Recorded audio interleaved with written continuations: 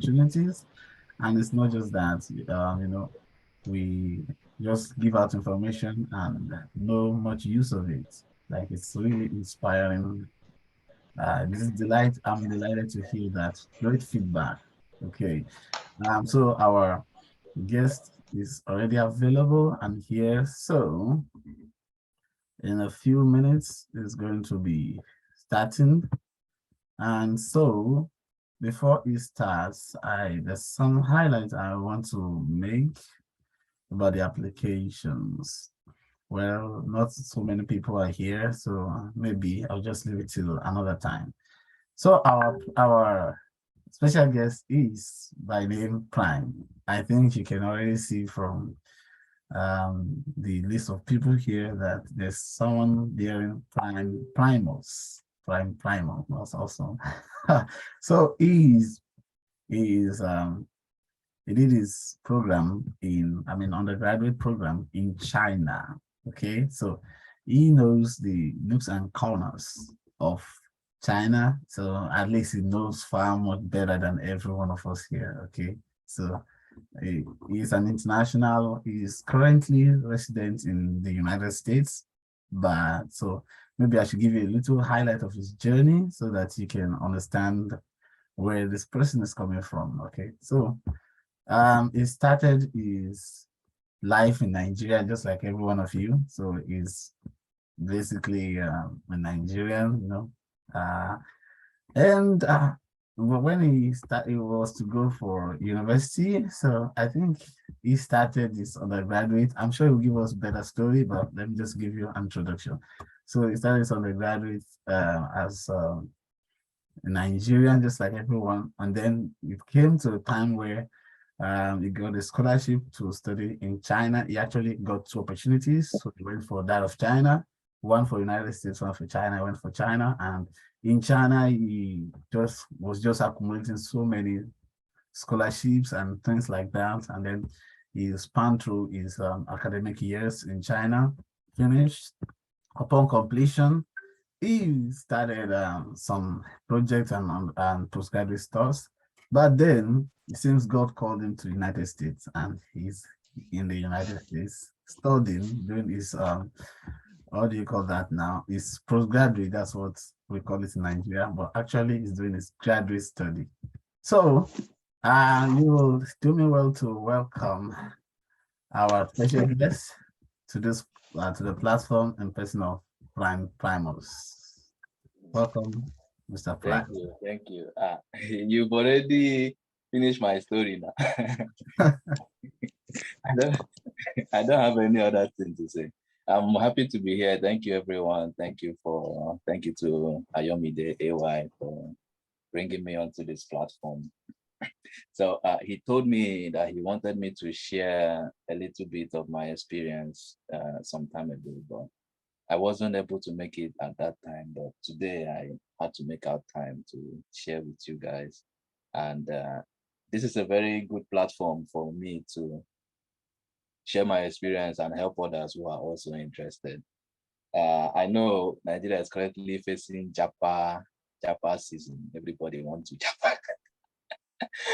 So yeah, everyone's looking for opportunity. I did have that fever about six or so years ago. Like I really wanted to leave.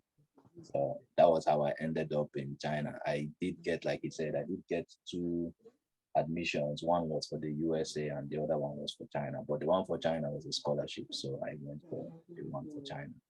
And I studied software engineering in my undergraduate, and after I graduated, I worked for a software company before I proceeded for my master's degree. Over there is postgraduate degree, also in software engineering. Like you said, I got the urge to come to the US, and here I am. If I'm not being audible enough, please let me know.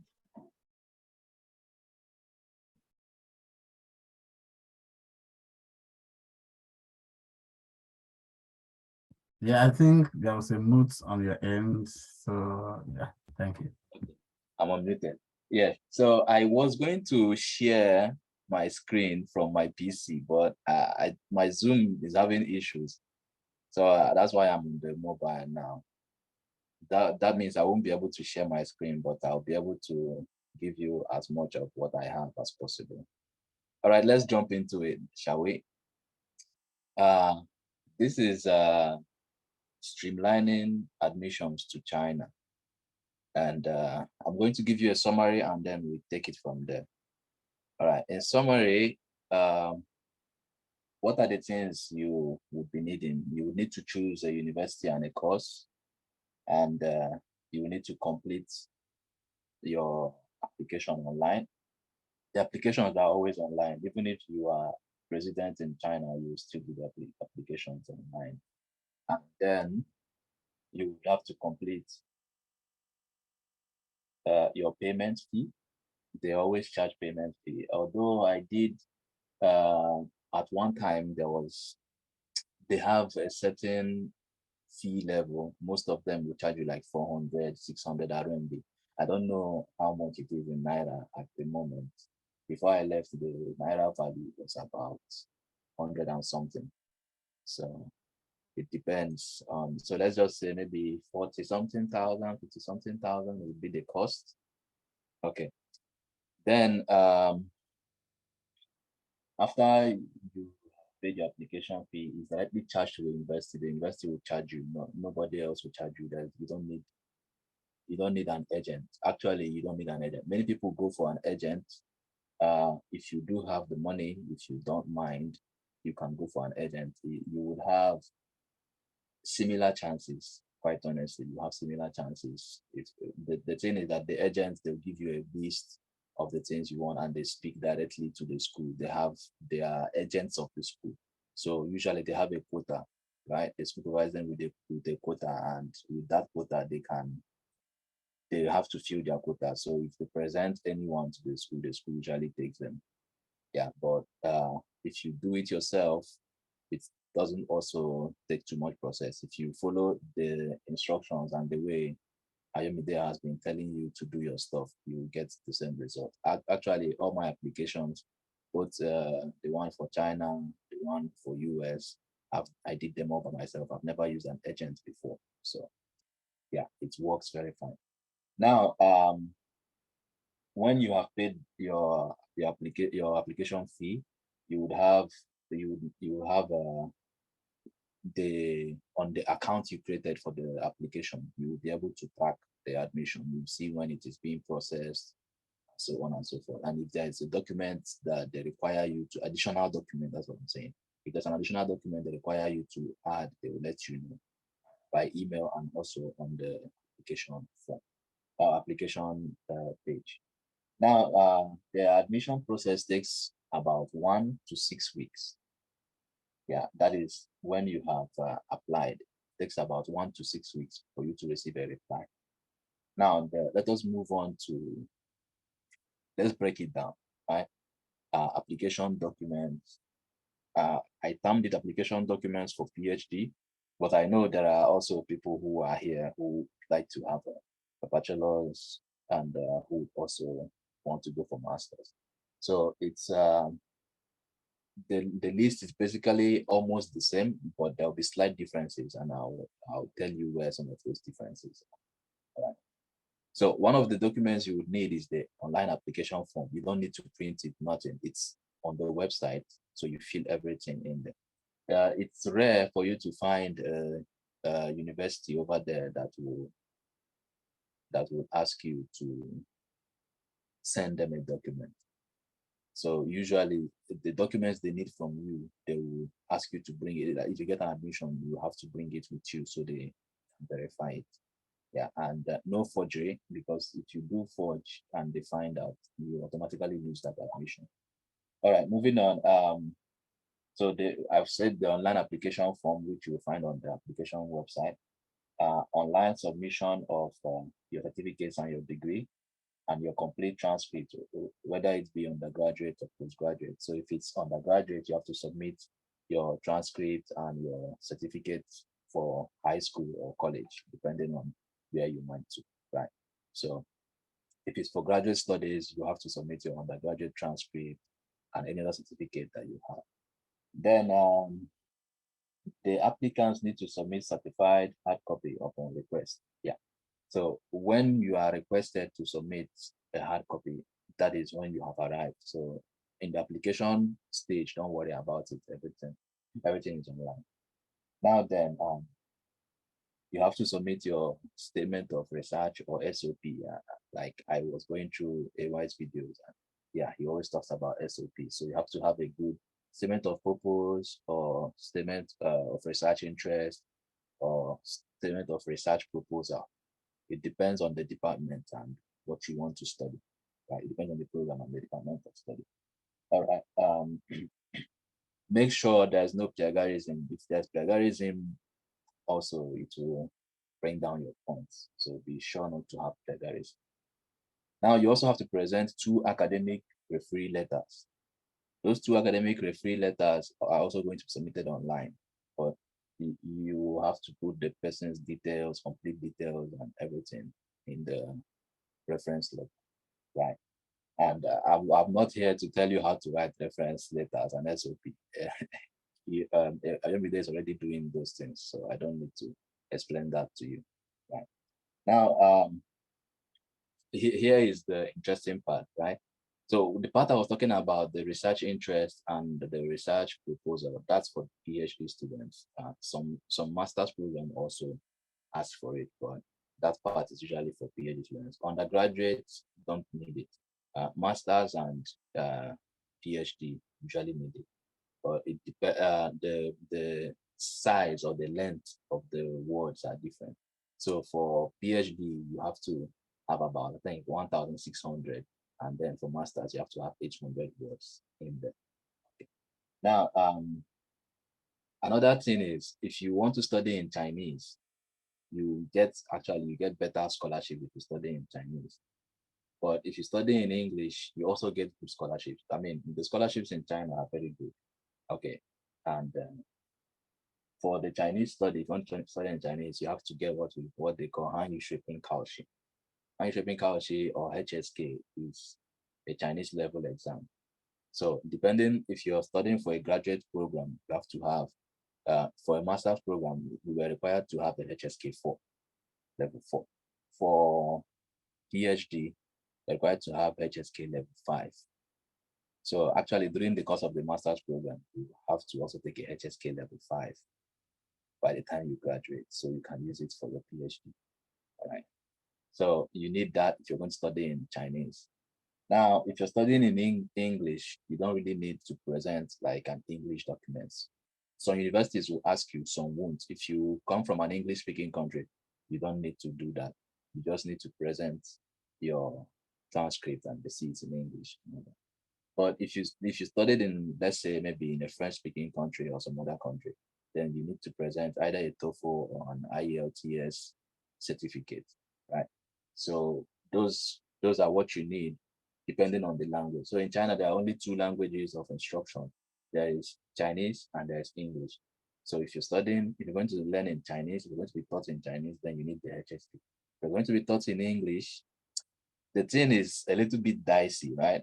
So you are in China, they want you to learn Chinese, speak Chinese. So even if you are studying in English, currently, as at before I graduated from undergraduate, that was in 2019.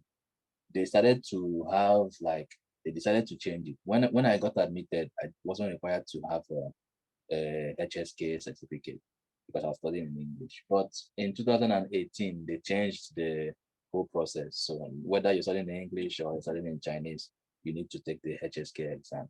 So just keep that in mind that when you get there, you definitely need it. For some universities, they won't give you a certificate until you have that HSK certificate.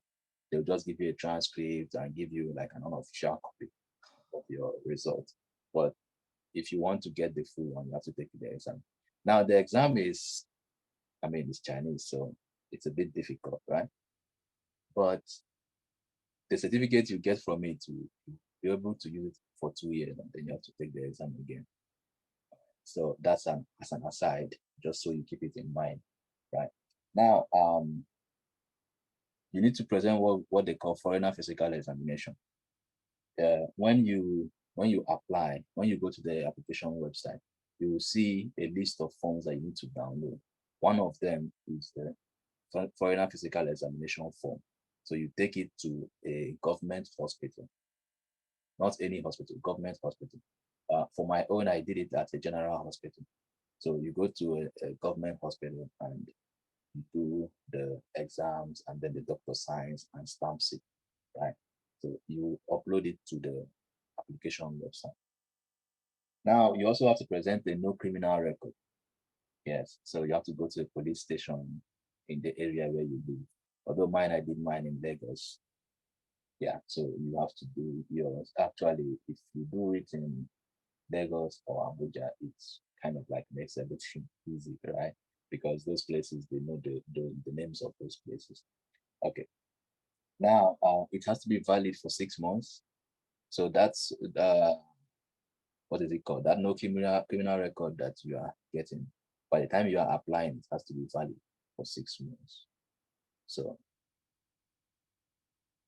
there's that, right? And then other documents that they could require from you for graduate studies, that's uh, PhD and some master's program. They will ask you to present a list of your publications. If you've published any paper, it's a good time. It gives you more leverage. And also evidence of awards. They are very big on awards, right?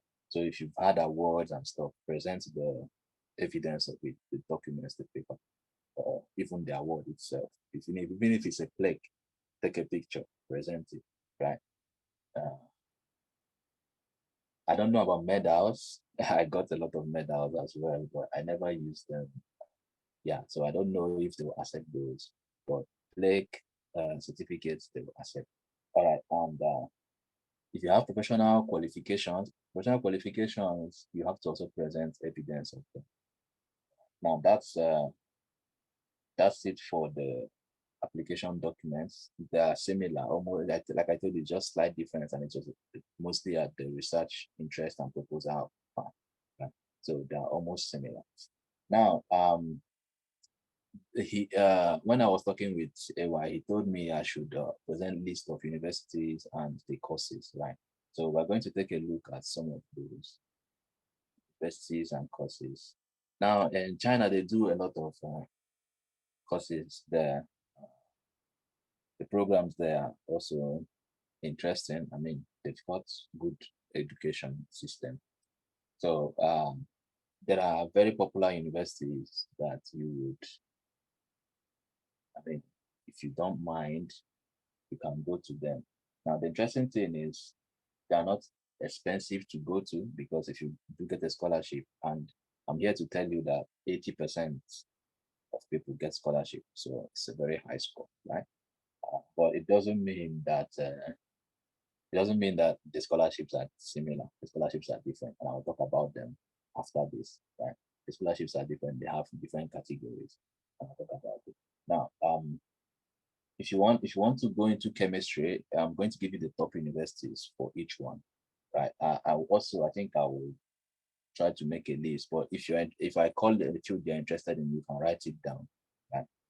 If you want to go into chemistry, you can go to Peking University, Nanjing University. I'm going to give you like 5 or 6 names, right? Nanjing University, Fudan University, Tsinghua. Tsinghua is a very good university. It's also in Beijing. Jilin, and you can also try University of Science and Technology of China. I have friends there. One of my good friends is in that place, and he's currently in his PhD studies. So you can go to USTC, that's what we call it, University of Science and Technology, China. You can also try Zhejiang University and Wuhan University. Now, it's important for you to understand that many of these universities will keep reoccurring when I call any major. Many of them will keep reoccurring. They are the top universities in China, right? But it doesn't mean that other universities are not good. Okay. So the university I attended was, I think, 100 and something in banking, right? So except except if it is a college or a polytechnic, if you don't want to go to those, then just a university is fine. Also, an institute of technology is also good. Like they have good laboratories and stuff, so you don't have to worry about those. Right? Okay. Now, university for physics, Peking University, like I told you, to Oyoko, Nanjing University also, Tsinghua also is there. University of Science and Technology, USTC, like I said, is there. Fudan University is there. Shanghai Jiao Tong University. That one is a very nice university. I did apply to it, but I didn't get it. But it's a very nice university. Now, these universities, for example, that Shanghai Jiao Tong, I had to have like HSK5, which I didn't have. So that disqualified me automatically for the admission. But if if uh, if the university doesn't require HSK from you, then the chances of you getting it is high. All right. Now, okay, I'm going to give you the the one for biology. Okay, I'm going to skip baking. I've got baking a lot, so let's leave baking. Let's leave it down. So we're going to talk about Wuhan University. Wuhan University, if you study biology, uh, there is Sun Yat-sen, Sun Yat-sen University, Xiamen University, Shandong University. It's a good place also. And Lanzhou, Lanzhou is a very nice city. I've been there once. It's a very nice city. Now, the interesting thing about China is the universities are usually in kind of like a town, right? So it's in a city, but they're kind of like in a town. So you have like good town life and stuff like that. But one thing is that some of them end up in being in those towns, they might be in a place where it's hard to go get things. So everything you get will be around that place. And so it makes it expensive. So, and then big university in big cities like Peking universities in Beijing, the capital of China, you know that it's expensive. All right. I'm going to run through this quickly. I'm going to try not to take too much time. Uh, economics. Economics, you go to Renmin, University of China, Xiamen University, Tsinghua University, Peking University, Fudan University. I mean, by now you already know those top three. Those are the top three universities. So any course at all you want to go for, try those ones. They'll give it to you. Now, also Tongji University, Chongqing University is also a good place. Public administration, that would be Tsinghua, Wuhan, Shanghai Jiaotong, Xiamen University, Beihang University. Business administration, I'm going to skip Peking and all that, but Dalian University of Technology is a good place. Nanjing University, Wuhan University, and Tianjin University is also a good place. Computer science and technology, you would want to try Tsinghua University, Peking University, University of Science and Technology of China, like I said, it's a good place. Sichuan University is a good place. And University of Science and Technology, Beijing is also a good place. Okay, let's not talk about that one. Let me see what else. Yeah, electrical electronics. Electrical electronics, you could try Tsinghua University, Xi'an Jiaotong, Chongqing University, Harbin Institute of Technology, and Nanjing University of Aeronautics and Astronautics.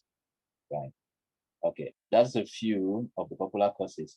I'm going to try and get this to AY so he can share it on the platform so you can take a look at it.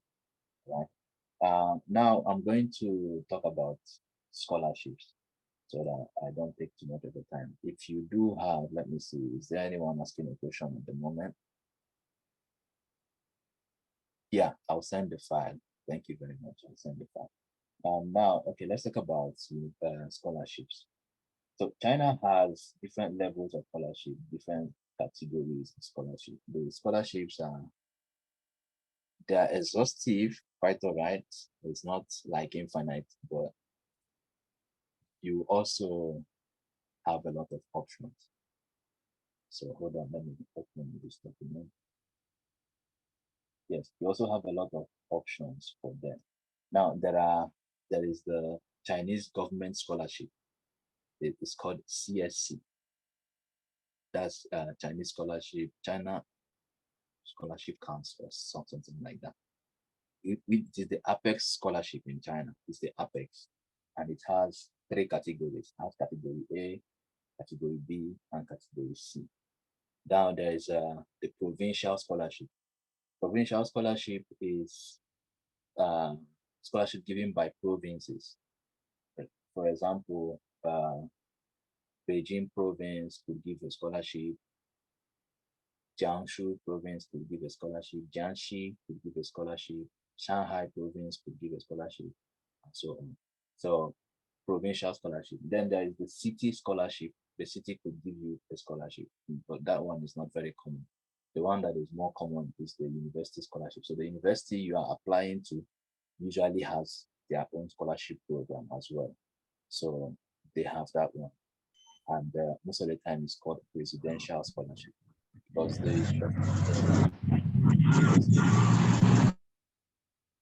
universities there are run by presidents, so presidential scholarship. And then the university scholarship, like I said, it has the presidential scholarship, and then there's university scholarship which they give to best performing students, best social students, and so on and so forth. Now let's talk a little about CSC scholarship because that's the one everybody is really interested in. For myself, my own scholarship was provincial scholarship, and when I went to China, I started with the presidential scholarship. Then the year after that, I got the provincial scholarship, which I held till the time I left China, until the time I graduated. Okay. Now, for the Chinese government scholarship, you have, like I said, it has type A, type B, and type C. So you go to the CSC website, which I'll also give to him, but the website is usually campuschina.org. Yeah, I think that's the right one. Campuschina.org. Hold on a minute. Oh, yeah. You can also go to HTTPS. Hold on, let me see if I can write it down here. So you can also take a look if you want. Okay, I'll write it down after the program. Yeah. All right. So you can go to their website directly, you create an account, and then when you create the account, you will find a list of all the universities. They have their code, university code. So the best way to do it is this: apply to the university, right? But before you apply to the university, apply on CSC website. Now, when you apply on CSC website and you take the university code from the CSC website, which is the university code, or from the university website, you can find the university code. Either places you can find it. So when you have applied on the CSC website, download the form. Now, when you download the form and you now go to the university website to apply, upload that form to the university website for them to know that you have applied for CSC. So when they're considering you, they'll consider you as a CSC candidate to give you higher chances of getting the admission. Now, the category A or type A CSC scholarship refers to scholarship programs that the authorities of China, that is the Chinese government, and your country's government, whatever country it is, the country's government, it's a partnership between the two governments, right? So now those two, that's type A. So it's usually given to you in your country, right? By your country's government or scholarship body. Okay, so it's interesting. Like you would hardly find a Nigerian having that kind of scholarship, but there are a few of them. And then you would have like type B or category B scholarship. It's usually given by the Chinese university. That's the one I was telling you that you apply on the CSC website and then you upload that form to the university. So you fall under type B uh, scholarship. Now, the applications are almost similar to those of the university, so you don't need to create a new form or anything. Right? And then you have the type C. The type C is you have to pass through certain appraisals and it's a special kind of scholarship.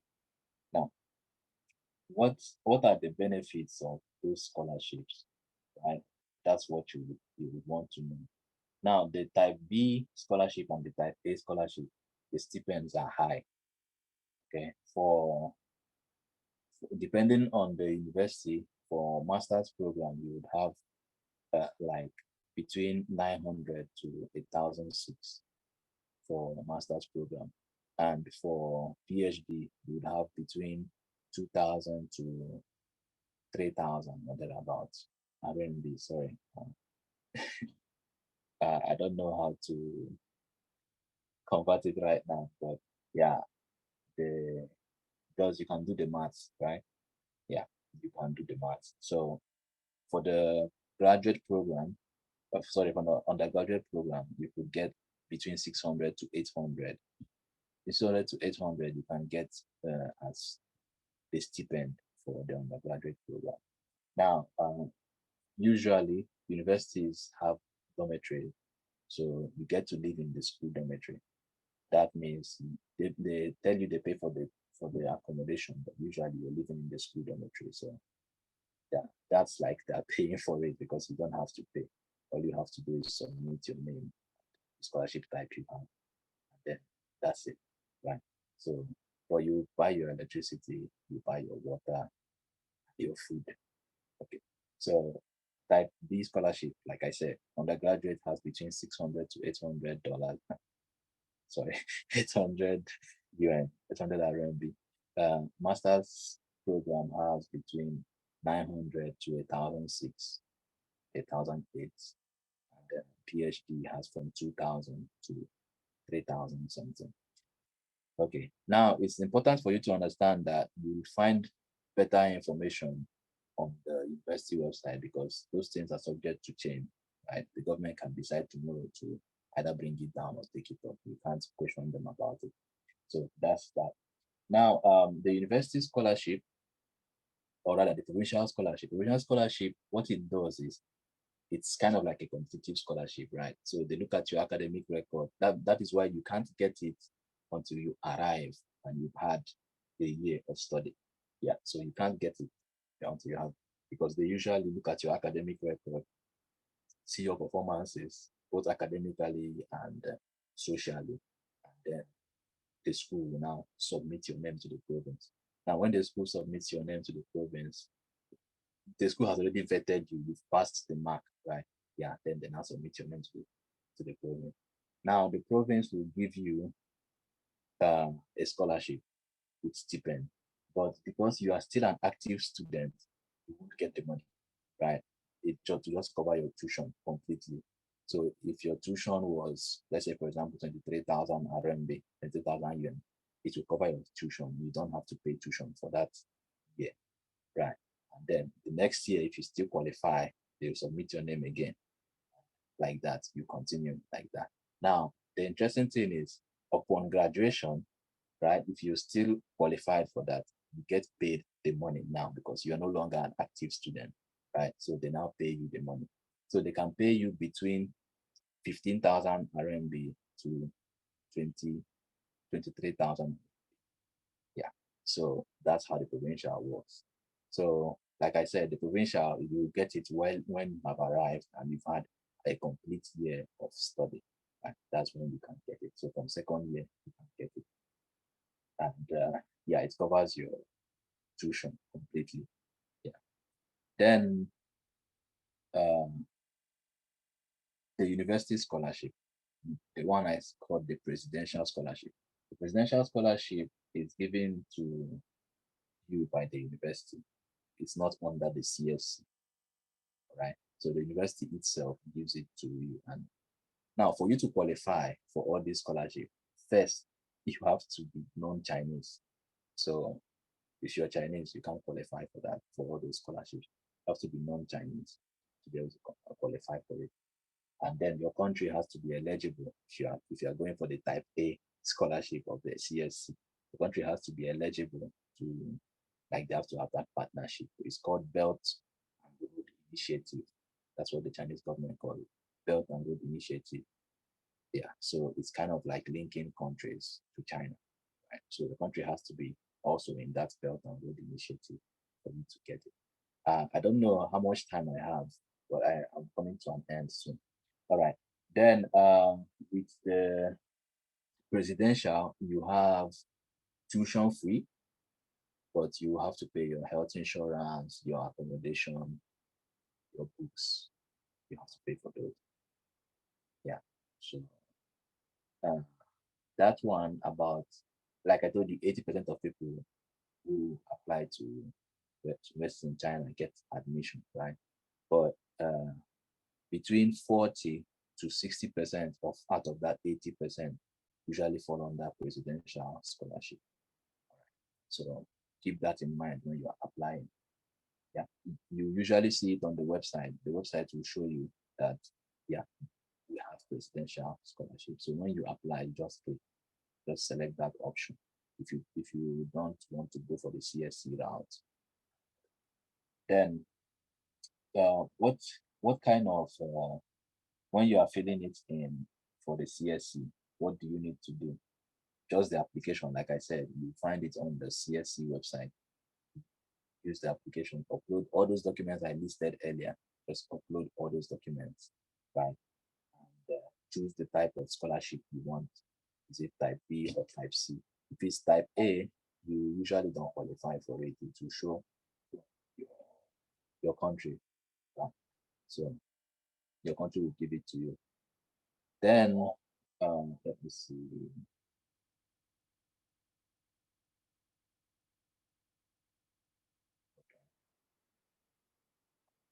We're coming to an end, right?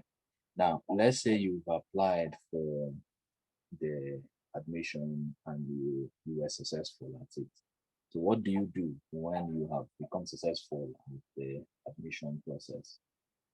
So let me give you a breakdown of what you do successful admission process. You have to secure accommodation. You can secure it from your country. That's actually the way for you to get a visa faster, right? Because the Chinese embassy, they usually don't like you to just come in China and then you're roaming around, they don't have a place to stay. So like I told you, universities usually have, what is it called? They have dormitories, right?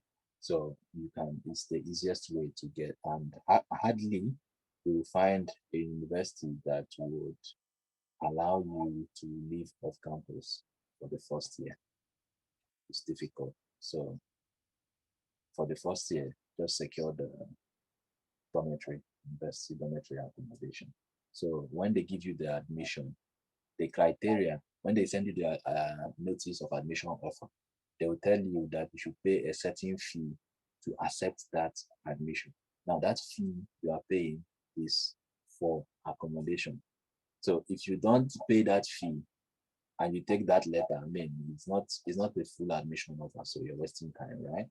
Yeah. So you have to pay secure accommodation. Now the next thing you would have to do is complete your visa processes. Yeah, so there are visa processes you have to go through. Don't forget to take your physical examination.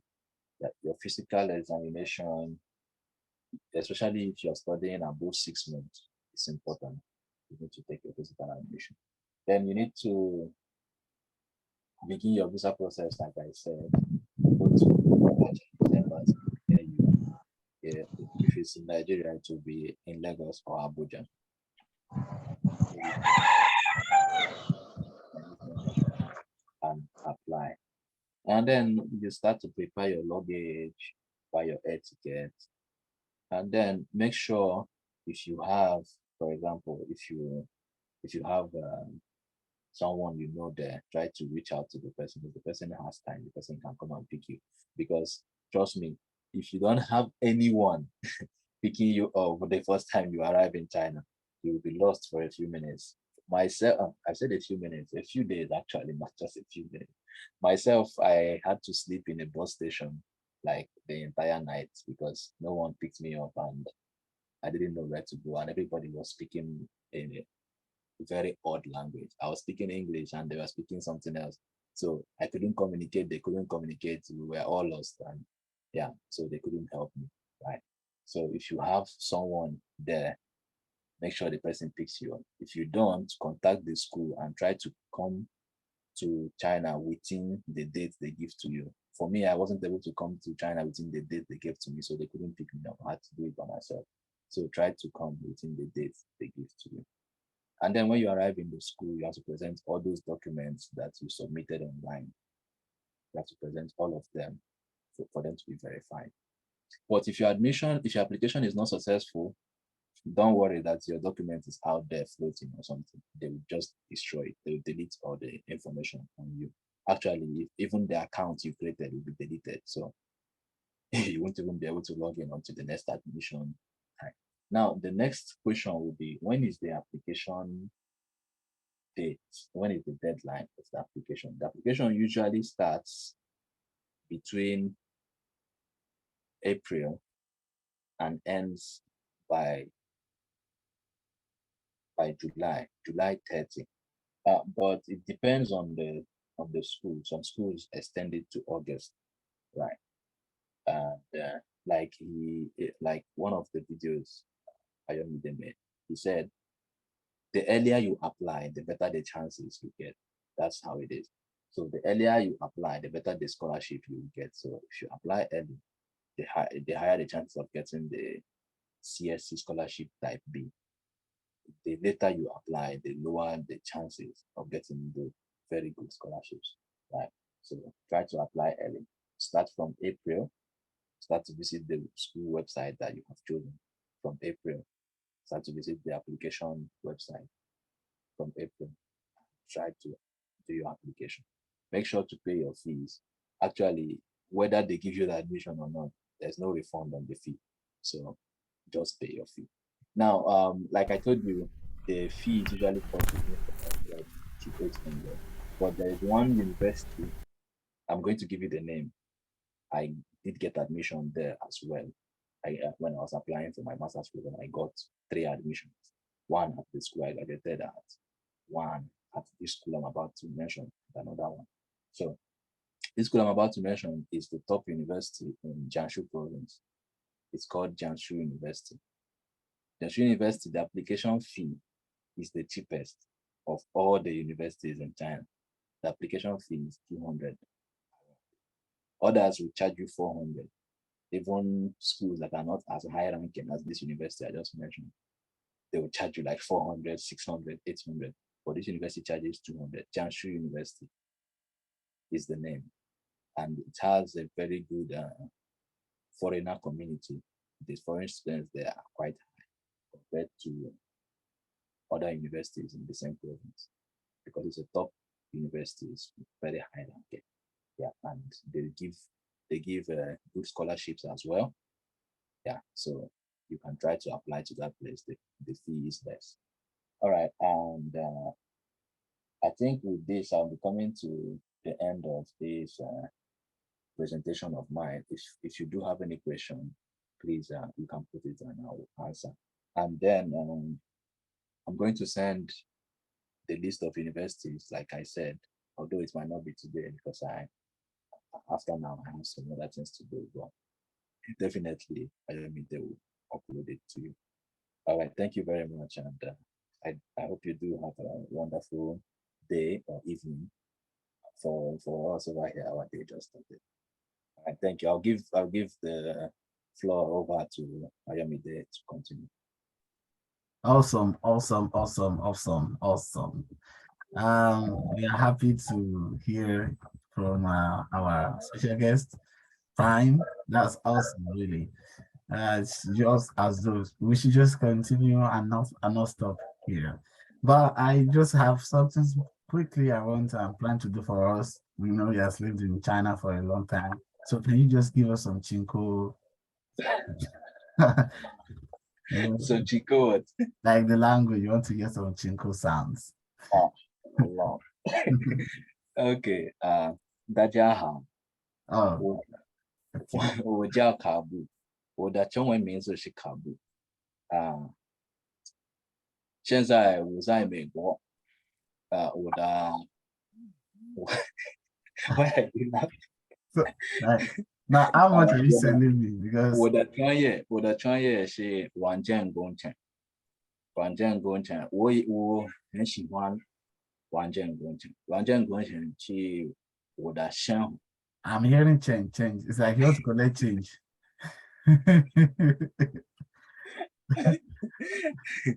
Oh, Okay, so I was saying, hello everyone. My oh, my Chinese name is Kabu, and I my major is software engineering, and I like software engineering. Software engineering is my life. That's what I basically say. Thank oh, wow, that's also really the language is nice, and the closest we had to this language is all these Jackie Chan movies, deadly movies. So, Chokocha, Chokocha. So it's really nice to see a Nigerian speak Chinese. Oh, actually, my level is not high. There are some Nigerians with HSK level 6, like they are super good. Like they are when they talk, they don't pause. For me, I pause, but for them, they just flow. You know how we're just talking in English. That's how they talk in Chinese. Like they just flow like that. So Wow. I didn't put much effort. I just wanted to know enough to be able to go anywhere and not get lost. Yeah. So did you maybe take a course on it in the university, or you just Okay, learned it from your so parents?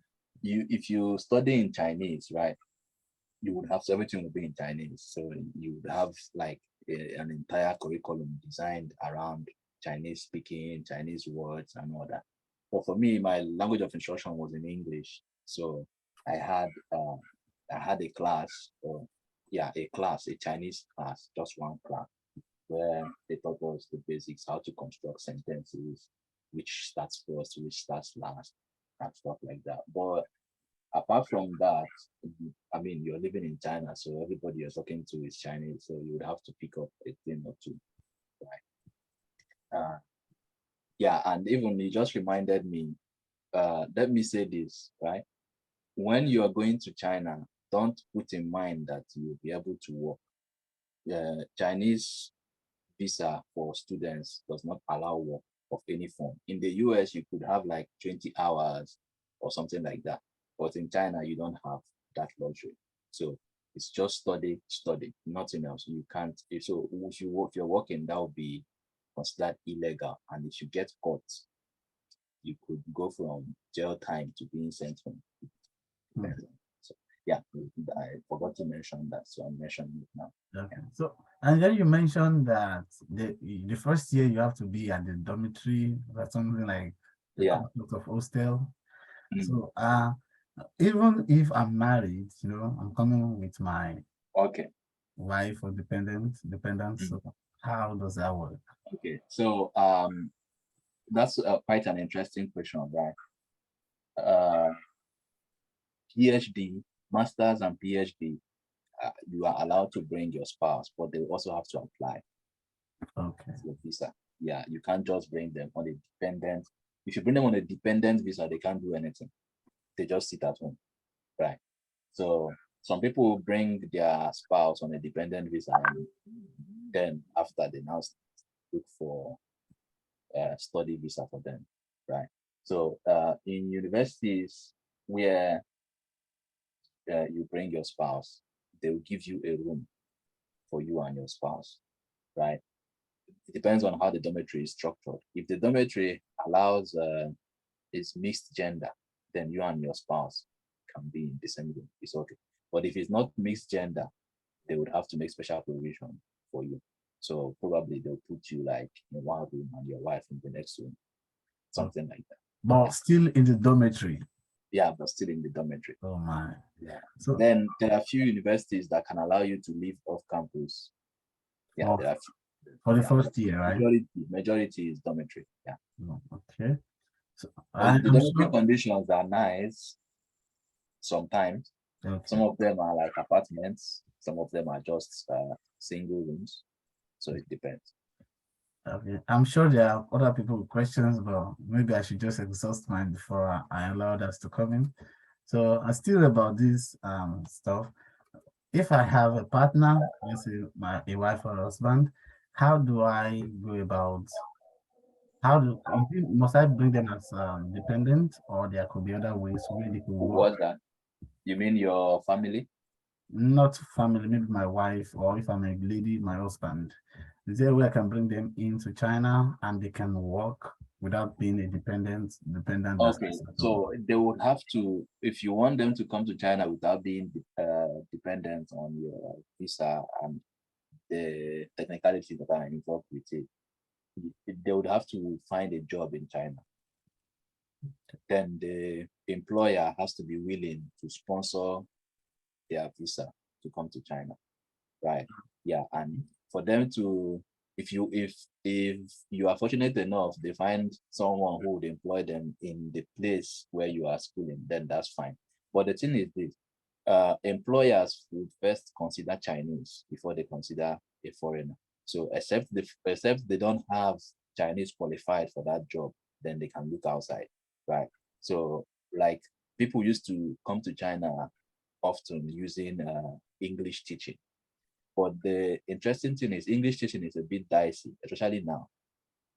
English teaching, they have a list of countries that they consider English speaking countries. And let me shock you, many African countries are not there, even though they speak English. For example, Nigeria is not on that list, even though they speak English.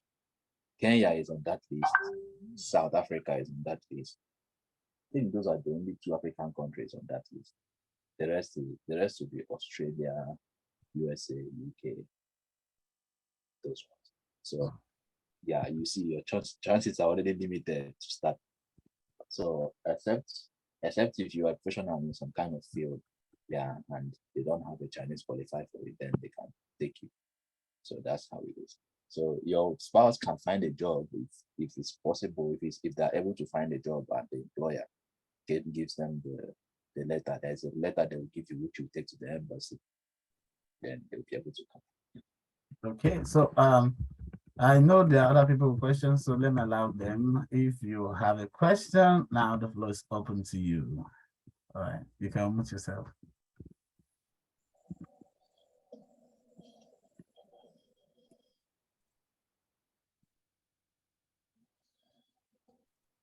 Mhm.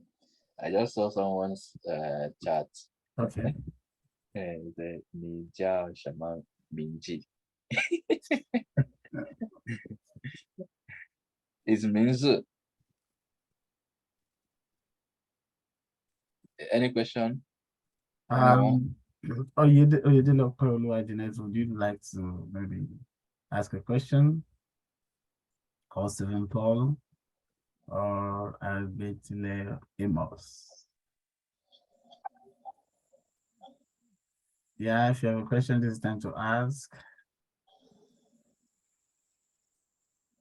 Okay, since there are no questions, so I'll just continue with the whole session. Thank you so much, Prime. It was wonderful. Thank you very much. Um, I was happy to talk with you Thank and you so share much. some of Yeah, the so experiences I had. we hope that maybe there will be another session where we Mm. can still have some elaborate discussion on some specific Yes, scholarships. You know, there are yes, some yes. We scholarships can that's not absolutely. highlighting that we just want people to get it that particular moment. So I believe the time will still come also. So thank you so very much. And I will remember to share the document with you Yeah. so that you can share So, with the people. all right. All right. Thank you Thank so you. Have a much. lovely Great. day. All right. Bye. Okay, everyone, it's nice again, still here. So I just want to quickly talk about some opportunities I saw recently. So you see, we're saving the best for the last, and I think it's something I'll be doing more often because I noticed that the same questions people tend to ask me have been answered in many of our webinars. So many people don't watch the video. Of course, I could see the views on YouTube, so I could see that people really don't watch the videos. They don't come for webinars, they don't watch videos. People claim busy, and I already tell you, if you're not ready to put in the hard work, you are not ready for graduate school. Truly, that's basic truth. I'm saying that even at the application level, you are not putting in so much hard work.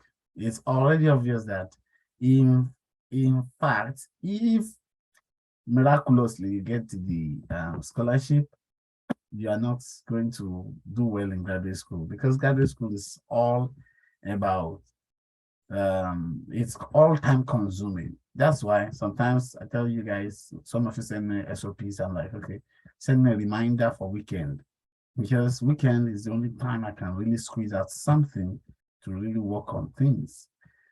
Graduate school is really taxing. I mean, it's work. Yeah, work. You work. Okay, it's a lot of work. You have a lot of homeworks, deadlines, and you have to be up to it. So if in the on the application level you're not able to keep up with these things, definitely you won't survive. You're not. Let me first say you won't survive graduate school. Or and second, the one I want to highlight is that definitely you are not a graduate school. What's the word again? You are not a graduate school.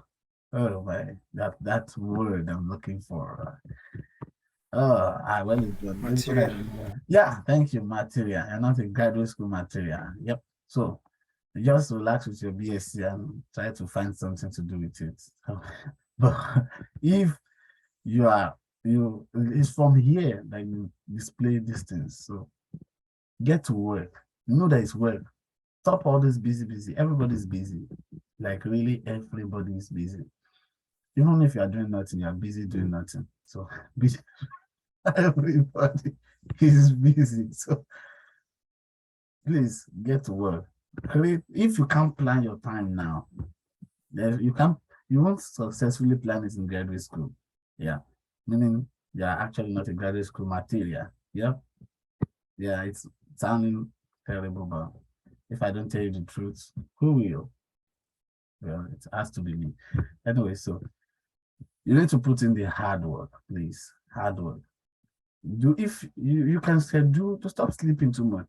You don't have to sleep too much. Yeah, you don't. Yeah. I'm saying you remove the too much. You can sleep, but remove the too much. Okay. I'm not saying you shouldn't sleep, but just remove the too much. Okay. So and schedule, arrange your time and all that. So time management is a real big factor. Yeah. Now, going to what a very wonderful opportunity I saw.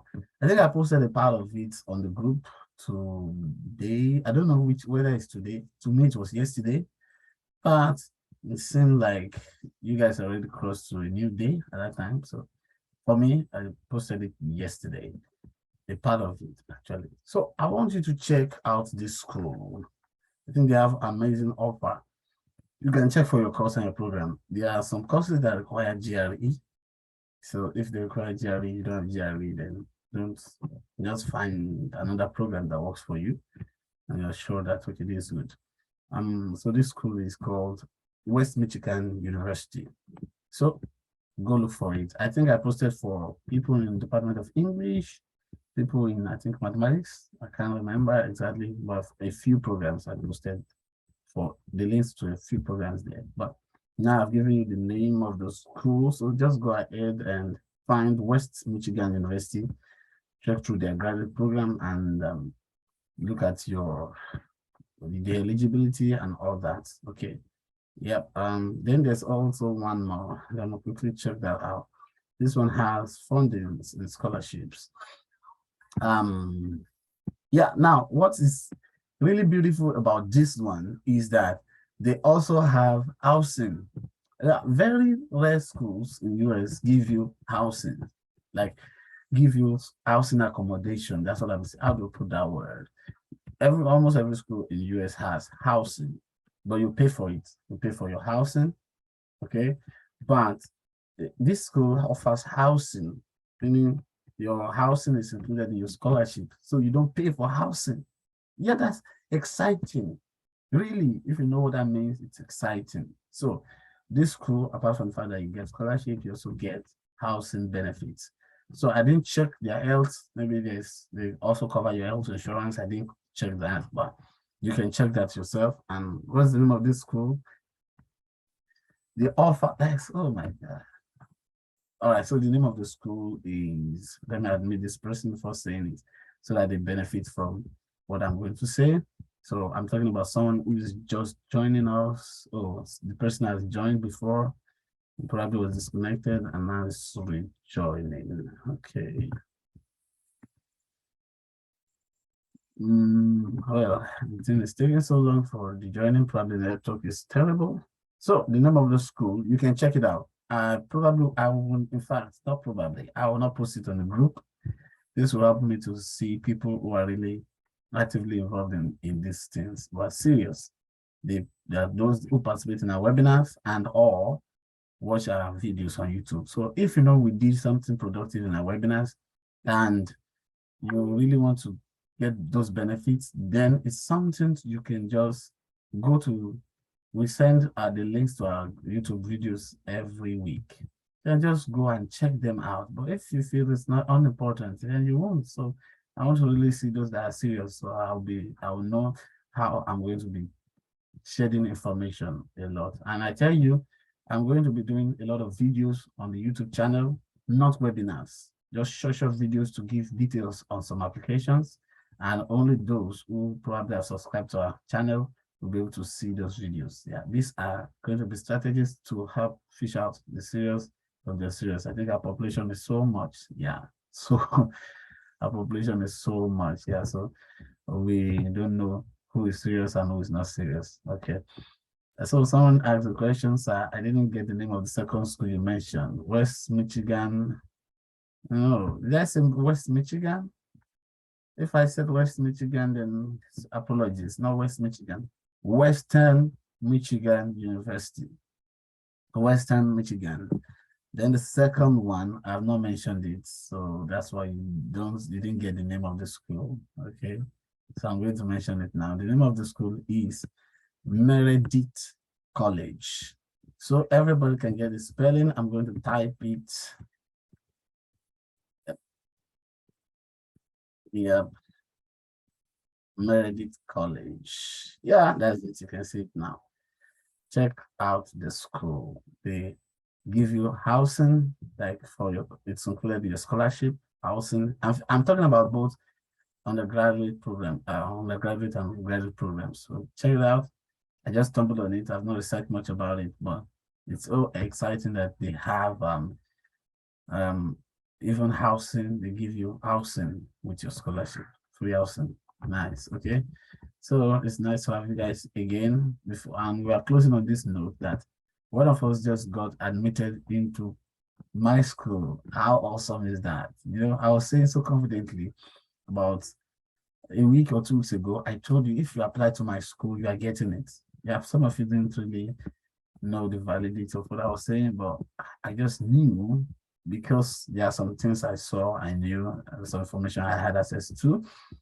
Well, I'm not sharing, but I knew that if you apply, you're getting it. Okay, so I think I shared that. Yeah, I shared it this week about somebody getting a scholarship. I believe some of you are already motivated and gotten admission. Now, the admission is already a pathway to scholarship.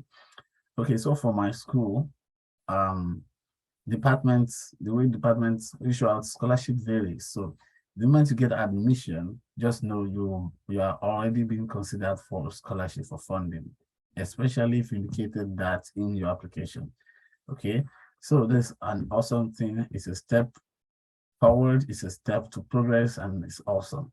Now, I'm going to leave out about a few minutes to anyone who might have questions about their current applications or some difficulty in the application. All right, so the floor is open. Um, Amos, Paul, and Ope, the floor is open to you now.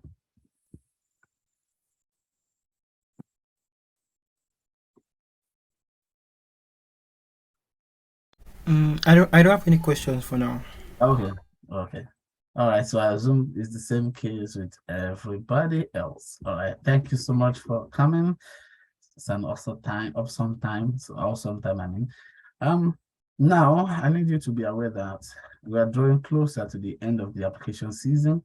Today is November 5th, 2022, and application like talking about to be considered for funding in most institutions in the United States, your deadline is December 15th.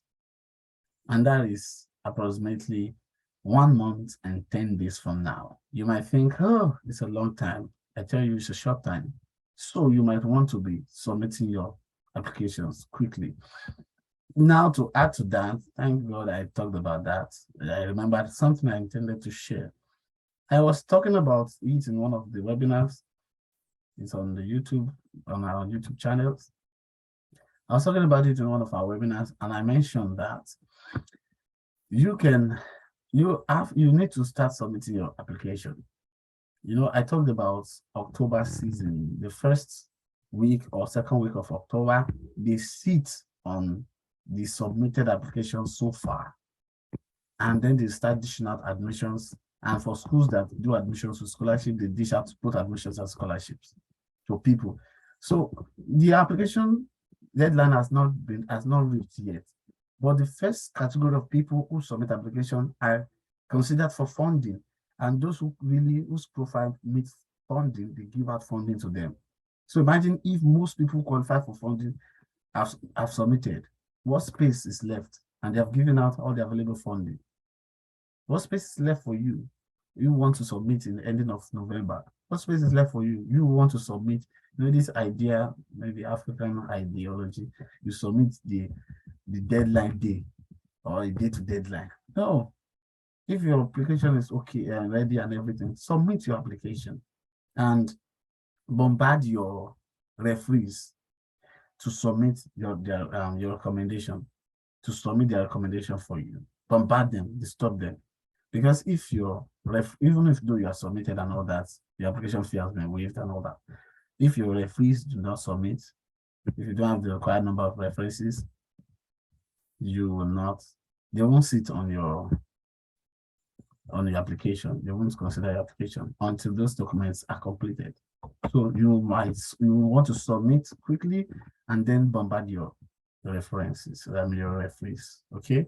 So please, you see, I showed you I think I showed you the date the person was considered. When I was saying these things, it's looking like no, the deadline is still far. It's not. The fact that it's far is not the main thing. You want to be considered for funding, of course. Then submit early. Okay, good. So thank you so much, and this brings us to the end of today's webinar. Thank you so much. Watch out for our videos on YouTube. I might drop some videos about some few details. You never can tell, so you might want to subscribe. Have a good and lovely day. So, and before you go, I would like you to share the links with your friends, with other people who you think this can benefit.